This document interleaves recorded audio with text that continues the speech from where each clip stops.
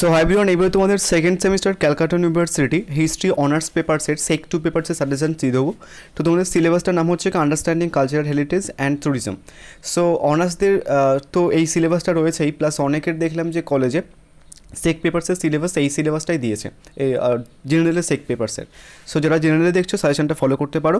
And basically অনার্সদের বলছি, তোমরা প্রথমে ভিডিওটা লাইক করে দাও, আদারওয়াইজ কিন্তু তোমাদের সাজেশন থার্ড সেমিস্টার একদম পরীক্ষার একদিন আগে পোস্ট করবো, তখন বুঝবে। তো প্রথমে তোমাদের কোশ্চেন প্যাটার্নটা একটুখানি বলে দিই।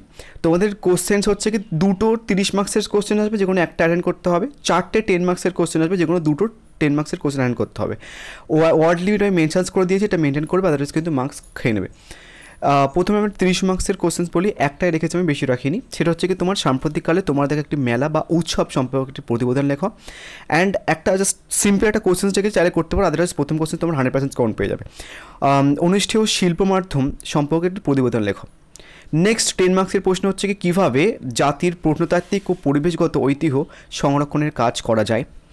নেক্সট হচ্ছে কি, তোমার যে কোনো একটি ঐতিহাসিক স্মারক সম্পর্কে লেখো। নেক্সট, ঐতিহ্য বলতে কী বোঝো, ভারতের সাংস্কৃতিক ঐতিহ্য সংরক্ষণের গুরুত্ব ব্যাখ্যা করো। নেক্সট হচ্ছে কি, কীভাবে ভারত সরকার প্রণীত আইনগুলি ঐতিহ্য সংরক্ষণের ক্ষেত্রে সাহায্য করে।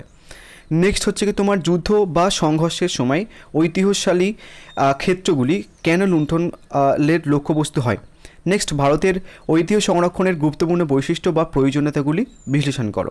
নেক্সট, মেলা কীভাবে সমাজের মাধ্যম হিসেবে কাজ করে, সংযোগ সাধনের মাধ্যম হিসেবে কাজ করে। নেক্সট, বাংলায় বাউল সঙ্গীত অথবা পুরুলিয়ার ছৌ নাচ সম্বন্ধে যা যেন লেখো। নেক্সট হচ্ছে কি, তোমার নর্মদা আন্দোলন অথবা চিপকো আন্দোলন সম্বন্ধে যা যেন লেখো।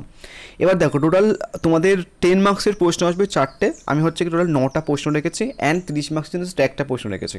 30 মার্কসের ওই প্রশ্নটা করলে তোমার 100% কাউন্ট পেয়ে যাবে। খুব ভালো করে লিখে পড়বে।